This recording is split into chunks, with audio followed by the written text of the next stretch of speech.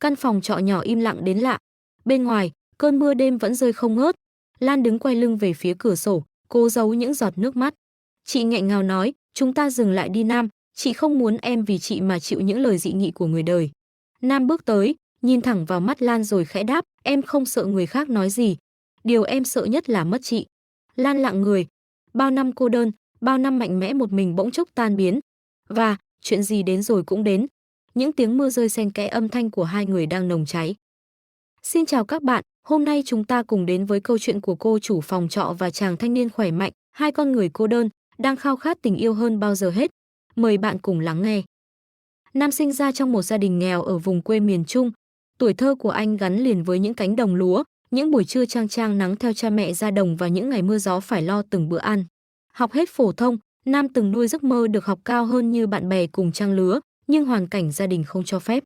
Cha anh thường xuyên đau ốm, mẹ quanh năm bán mặt cho đất bán lưng cho trời mà cuộc sống vẫn thiếu trước hụt sau. Nhìn mái tóc cha ngày một bạc đi và đôi bàn tay chai sần của mẹ, Nam quyết định gác lại ước mơ của mình để lên thành phố tìm việc. Ngày rời quê, mẹ anh đứng trước cổng nhà, lặng lẽ nhét vào tay con trai vài tờ tiền nhàu nát được chắt chiu suốt nhiều tháng.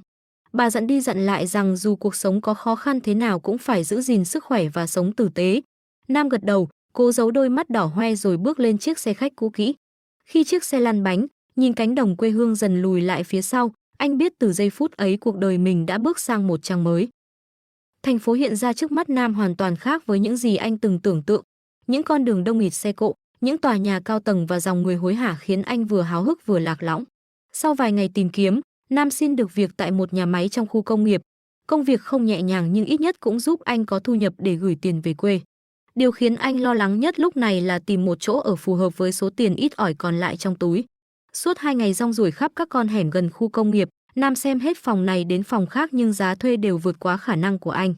Có lúc anh ngồi bệt xuống ven đường, nhìn dòng người qua lại mà trong lòng trùng xuống. Thành phố rộng lớn là thế nhưng anh lại cảm thấy mình chẳng thuộc về nơi nào.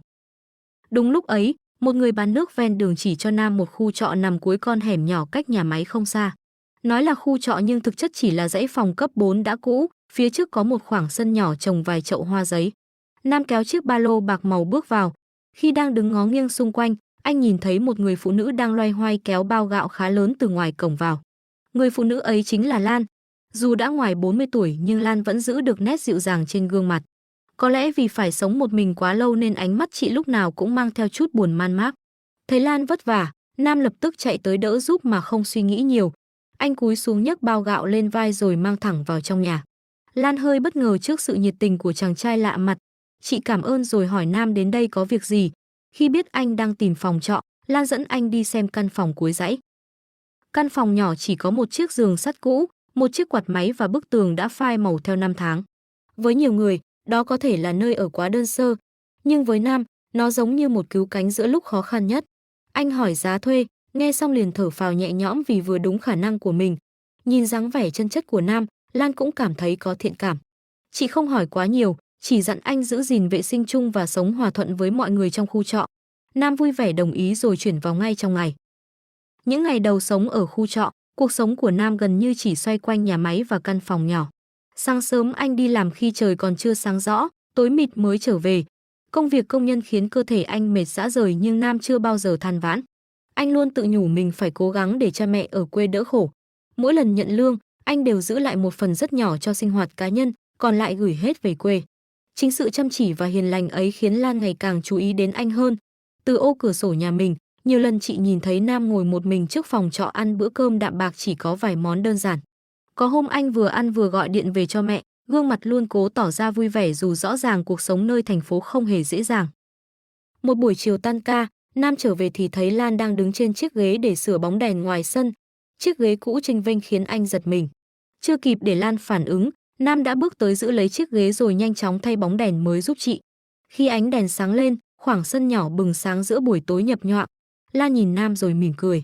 Đó có lẽ là nụ cười hiếm hoi xuất hiện trên gương mặt chị sau rất nhiều năm sống lặng lẽ. Còn Nam cũng cảm thấy trong lòng mình có chút ấm áp khó tả. Giữa thành phố đông đúc này, anh lần đầu tiên cảm nhận được cảm giác thân quen như đang ở nhà. Từ hôm đó, những cuộc trò chuyện giữa Nam và Lan bắt đầu nhiều hơn. Ban đầu chỉ là vài câu hỏi thăm đơn giản, rồi dần dần trở thành những câu chuyện dài hơn về cuộc sống. Nam kể về quê hương nghèo khó của mình, về cha mẹ đang ngày đêm mong con trai thành đạt. Lan kể về những năm tháng đơn độc sau cuộc hôn nhân đổ vỡ, về những ngày chỉ có một mình đối diện với căn nhà trống vắng. Hai con người tưởng chừng không liên quan đến nhau lại tìm thấy sự đồng cảm trong những tổn thương và nỗi cô đơn của đối phương. Và chính họ cũng không nhận ra rằng từ cuộc gặp gỡ tình cờ ngày ấy, một câu chuyện tình đầy bất ngờ đã bắt đầu nhen nhóm trong âm thầm. Sau gần 3 tháng sống tại khu trọ của Lan, Nam dần quen với nhịp sống nơi thành phố. Mỗi ngày của anh bắt đầu từ lúc trời còn chưa sáng và kết thúc khi những ngọn đèn trong khu công nghiệp đã lên từ lâu. Công việc công nhân tuy ổn định nhưng không hề dễ dàng. Những ngày tăng ca liên tục khiến đôi vai Nam lúc nào cũng nhức mỏi. Có hôm trở về phòng, anh chỉ kịp ăn vài miếng cơm rồi nằm vật xuống giường ngủ thiếp đi vì quá mệt. Dù vậy, Nam vẫn luôn cố gắng chịu đựng bởi anh biết ở quê cha mẹ đang trông chờ vào những đồng tiền anh gửi về mỗi tháng. Biến cố xảy ra vào một buổi chiều cuối tháng. Nhà máy nơi Nam làm việc bất ngờ cắt giảm nhân sự tạm thời do đơn hàng sụt giảm. Giờ làm của công nhân bị giảm một nửa. Thu nhập vốn đã ít nay lại càng ít hơn. Ngày nhận bảng lương, Nam đứng lặng rất lâu. Số tiền ấy không đủ để anh vừa trang trải cuộc sống, vừa gửi về quê như mọi khi. Tối hôm đó, lần đầu tiên Lan nhìn thấy Nam ngồi một mình trước cửa phòng trọ rất lâu mà không bật đèn. Gương mặt anh trầm ngâm khác hẳn vẻ vui vẻ thường ngày. Lan bước đến hỏi han. Ban đầu Nam chỉ cười gượng nói không có chuyện gì. Nhưng trước sự chân thành của Lan, cuối cùng anh cũng kể hết những khó khăn mình đang gặp phải. Lan lặng người nghe rồi khẽ thở dài. Chị hiểu cảm giác ấy hơn ai hết. Cuộc đời đã từng đẩy chị vào những tháng ngày khó khăn đến mức tưởng như không thể đứng dậy nổi. Chính vì vậy, chị càng thương chàng trai trẻ đang phải một mình chống chọi nơi đất khách quê người. Tháng đó đến kỳ đóng tiền phòng, Nam chủ động sang gặp Lan. Anh ngập ngừng nói có thể sẽ đóng chậm vài ngày vì công việc chưa ổn định. Chưa để Nam nói hết câu, Lan đã mỉm cười bảo anh không cần lo lắng. Chị bảo khi nào có tiền thì đóng cũng được. Nam ngỡ ngàng nhìn Lan. Giữa thành phố mà người ta thường tính toán từng đồng, sự giúp đỡ ấy khiến anh vô cùng xúc động. Anh cảm ơn liên tục nhưng Lan chỉ nhẹ nhàng nói rằng ai cũng có lúc khó khăn, giúp được nhau thì nên giúp. Những ngày sau đó, Lan bắt đầu âm thầm quan tâm Nam nhiều hơn. Có hôm chị nấu dư thức ăn rồi gọi anh sang ăn cùng. Có hôm thấy anh đi làm về muộn, chị lại để sẵn phần cơm nóng trên bàn. Ban đầu Nam còn ngại ngùng từ chối, nhưng rồi dần dần anh không còn cảm thấy khoảng cách giữa hai người nữa. Những bữa cơm đơn giản ấy trở thành khoảng thời gian dễ chịu nhất trong ngày đối với Nam. Một buổi tối trời mưa lớn, điện trong khu trọ bị cúp. Mọi người đều đóng cửa ở trong phòng. Riêng Lan ngồi dưới mái hiên nhìn cơn mưa trắng xóa ngoài sân. Nam đi làm về thấy vậy liền mang 2 ly trà nóng ra ngồi cùng. Trong ánh sáng lờ mờ của chiếc đèn pin, họ bắt đầu kể cho nhau nghe nhiều hơn về cuộc đời mình. Nam kể về những ngày còn nhỏ phải phụ cha mẹ làm ruộng, về những lần nhìn bạn bè tiếp tục học hành trong khi mình phải nghỉ học đi làm. Lan kể về cuộc hôn nhân đổ vỡ và những năm tháng một mình nuôi con khôn lớn. Càng trò chuyện, họ càng nhận ra cả hai đều đã từng trải qua rất nhiều mất mát. Từ hôm đó, những cuộc trò chuyện giữa họ ngày một nhiều hơn. Sau giờ làm, nếu không tăng ca, Nam thường ngồi trước sân uống trà cùng Lan. Có khi họ nói chuyện hàng giờ đồng hồ mà không thấy chán. Có những hôm chẳng ai nói gì nhiều, chỉ ngồi lặng lẽ nhìn người qua lại nhưng vẫn cảm thấy rất dễ chịu. Sự hiện diện của đối phương dần trở thành một phần quen thuộc trong cuộc sống của cả hai. Rồi một chiều chủ nhật hiếm hoi được nghỉ, Nam ngỏ ý muốn mời Lan đi ăn. Anh nói đơn giản rằng lâu nay chị đã giúp đỡ mình quá nhiều nên muốn cảm ơn bằng một bữa cơm. Lan ban đầu từ chối vì ngại, nhưng cuối cùng vẫn đồng ý. Họ đến một quán ăn nhỏ gần công viên. Đó không phải nơi sang trọng, cũng chẳng có hoa hay nến như những buổi hẹn hò trong phim, nhưng với Nam và Lan, buổi tối ấy lại vô cùng đặc biệt. Họ vừa ăn vừa cười nói tự nhiên như những người bạn thân đã quen biết từ rất lâu. Sau bữa ăn, Nam và Lan đi bộ quanh công viên. Gió đêm mát lạnh thổi qua những hàng cây. Tiếng trẻ con nô đùa vang lên từ xa. Đã rất nhiều năm rồi Lan mới có cảm giác bình yên như thế. Chị chợt nhận ra rằng từ khi Nam xuất hiện, căn nhà vốn lạnh lẽo của mình dường như đã có thêm hơi ấm. Còn Nam cũng nhận ra người phụ nữ bên cạnh không chỉ là bà chủ nhà trọ tốt bụng mà đã trở thành người anh luôn mong được gặp mỗi ngày.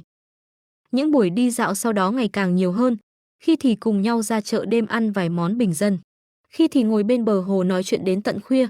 Có lần Nam đưa Lan về một ngôi chùa nổi tiếng ở ngoại thành. Hai người đi giữa những hàng cây xanh mát, cùng cầu mong những điều bình an cho tương lai. Không ai nói ra nhưng trong lòng cả hai đều hiểu rằng tình cảm giữa họ đã vượt xa mức độ quen biết thông thường. Dẫu vậy, Lan vẫn nhiều lần tự nhắc nhở bản thân phải giữ khoảng cách. Chị lớn tuổi hơn Nam khá nhiều. Chị từng trải qua một lần đổ vỡ. Chị sợ những lời bàn tán của người đời.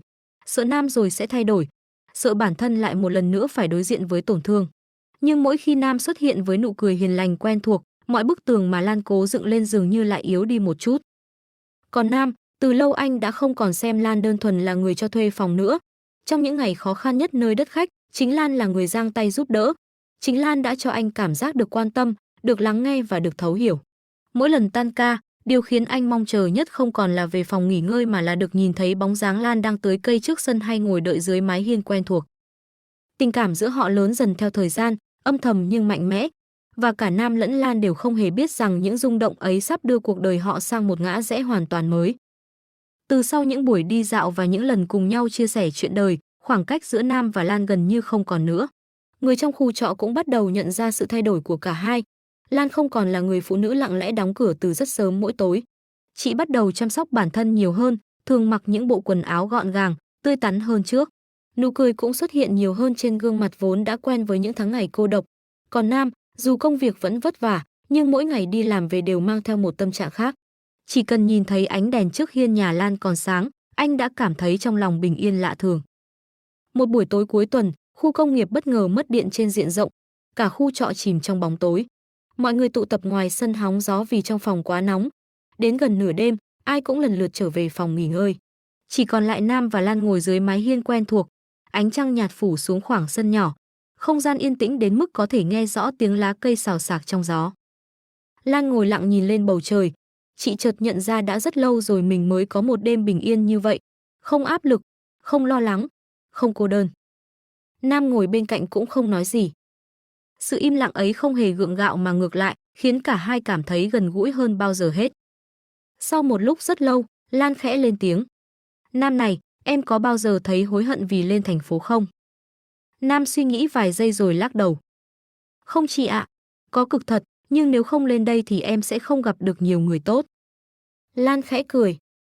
Người tốt nào? Nam nhìn sang phía chị. Ví dụ như chị. Lan bất ngờ trước câu trả lời ấy. Chị cúi xuống nhìn đôi bàn tay mình như muốn giấu đi sự bối rối. Không hiểu vì sao, trái tim chị lúc ấy lại đập nhanh hơn bình thường.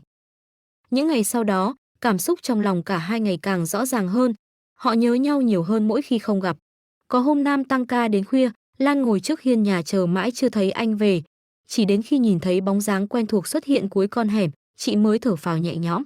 Chính lúc ấy Lan nhận ra sự lo lắng ấy không còn đơn thuần là sự quan tâm giữa chủ trọ và người thuê trọ nữa. Còn Nam cũng vậy. Có lần Lan bị cảm nhẹ, chỉ một ngày không thấy chị ra sân tưới cây như mọi khi, Nam đã đứng ngồi không yên. Anh mua thuốc rồi gõ cửa hỏi thăm. Khi nhìn thấy vẻ mặt lo lắng của Nam, trong lòng Lan bỗng xuất hiện cảm giác ấm áp khó diễn tả. Thế nhưng càng yêu thương, Lan lại càng sợ hãi. Chị sợ sự chênh lệch tuổi tác, sợ những lời dị nghị, sợ một ngày nào đó Nam nhận ra anh xứng đáng có một người trẻ hơn, phù hợp hơn. Vì vậy Lan bắt đầu cố tình giữ khoảng cách. Những cuộc trò chuyện ngắn lại. Những lần đi dạo cũng ít đi. Có khi Nam sang tìm, chị lấy lý do bận việc để từ chối. Sự thay đổi ấy khiến Nam vô cùng khó hiểu. Anh không biết mình đã làm gì sai. Cho đến một buổi chiều mưa lớn. Nam tan ca trở về, quần áo ướt sũng. Vừa bước vào sân, anh nhìn thấy Lan đang đứng một mình dưới mái hiên. Cơn mưa trắng xóa che mờ cả khoảng không phía trước. Nam bước tới. Chị đang tránh mặt em phải không? Lan giật mình. Chị không ngờ Nam lại hỏi thẳng như vậy. Một khoảng lặng kéo dài. Tiếng mưa rơi càng lúc càng lớn. Cuối cùng Lan khẽ nói. Có những chuyện không nên tiếp tục. Nam nhìn chị. Vì sao? Lan cố giữ bình tĩnh. Vì chúng ta không giống nhau. Không giống chỗ nào. Chị lớn tuổi hơn em. Nam lặng người vài giây rồi bật cười. Nụ cười ấy không mang sự chế giễu mà chỉ chứa đầy sự bất lực. Chỉ vì lý do đó thôi sao? Lan quay mặt đi. Em không hiểu đâu. Không, chính chị mới không hiểu. Lần đầu tiên Nam nói với giọng kiên quyết như vậy. Anh nhìn thẳng vào mắt Lan. Điều em quan tâm chưa bao giờ là tuổi tác. Em quan tâm là mỗi ngày em muốn gặp ai đầu tiên sau khi tan ca. Là người nào khiến em lo lắng khi họ không khỏe. Là người nào khiến em cảm thấy nơi này giống một mái nhà.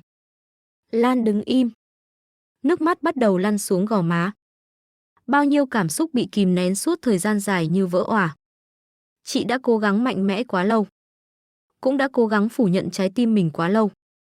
Trong khoảnh khắc ấy, Lan không còn muốn chạy trốn nữa. Chị nghẹn ngào hỏi. Nếu một ngày em hối hận thì sao? Nam khẽ lắc đầu. Điều em hối hận nhất sẽ là không nói ra tình cảm của mình. Không gian bỗng trở nên yên lặng. Tiếng mưa vẫn rơi ngoài sân. Nhưng dường như chẳng ai còn để ý nữa. Lan bật khóc. Những giọt nước mắt của người phụ nữ đã chịu đựng cô đơn suốt nhiều năm. Nam nhẹ nhàng nắm lấy bàn tay chị. Không phải sự bốc đồng của tuổi trẻ. Không phải lời hứa viển vông. Mà là sự chân thành xuất phát từ tận đáy lòng. Lan không rút tay lại. Lần đầu tiên sau rất nhiều năm, chị cho phép bản thân dựa vào một người khác. Đêm hôm ấy, cả hai đã mở lòng với nhau.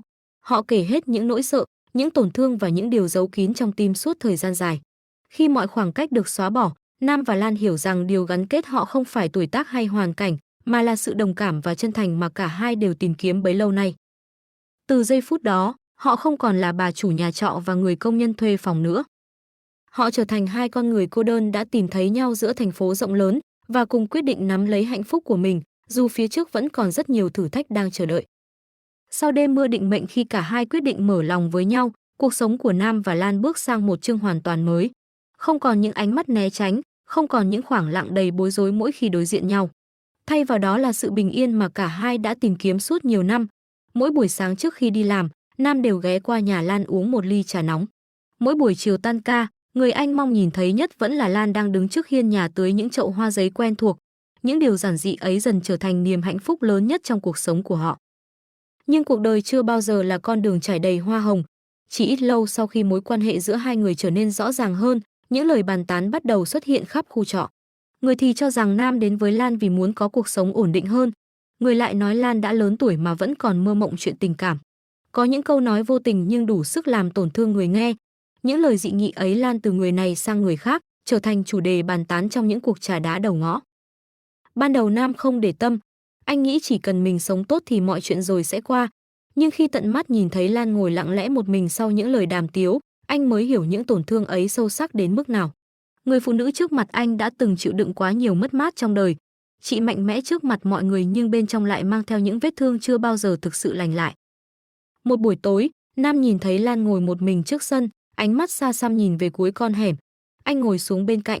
Sau một lúc im lặng, Lan khẽ nói: "Hay là mình dừng lại đi em?" Nam giật mình. Lan cúi đầu. "Chị không muốn em vì chị mà phải chịu những lời bàn tán như thế này." Nam nhìn người phụ nữ bên cạnh rất lâu. Rồi anh chậm rãi nói: "Điều khiến em buồn không phải là người khác nói gì. Điều khiến em buồn là chị lại nghĩ em sẽ buông tay chỉ vì vài lời đó." Lan không nói gì. Nam tiếp tục: "Em đã sống nghèo từ nhỏ. Em hiểu cảm giác bị người khác xem thường là thế nào. Nhưng nếu vì sợ người ta nói mà bỏ đi người mình thương thì em mới thật sự là kẻ yếu đuối." Những lời nói chân thành ấy khiến đôi mắt Lan đỏ hoe. Chị nhận ra rằng người đàn ông trước mặt mình không còn là chàng trai mới lên thành phố ngày nào nữa. Nam đã trưởng thành hơn rất nhiều. Và quan trọng hơn hết, anh thật lòng muốn bảo vệ mối quan hệ này. Từ ngày đó, cả hai quyết định không trốn tránh nữa.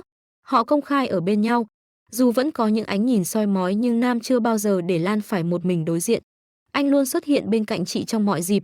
Đi chợ cùng nhau, đi lễ chùa cùng nhau chăm sóc dãy phòng trọ nhỏ. Thời gian trôi qua, sự chân thành của Nam dần khiến mọi người thay đổi cách nhìn. Người ta bắt đầu nhận ra rằng anh vẫn làm việc chăm chỉ mỗi ngày. Vẫn sống giản dị như trước, chưa bao giờ lợi dụng hay dựa dẫm vào Lan. Ngược lại, từ khi có Nam, khu trọ trở nên gọn gàng hơn, an ninh hơn và lúc nào cũng đầy tiếng cười. Một năm sau, biến cố lớn lại xảy đến.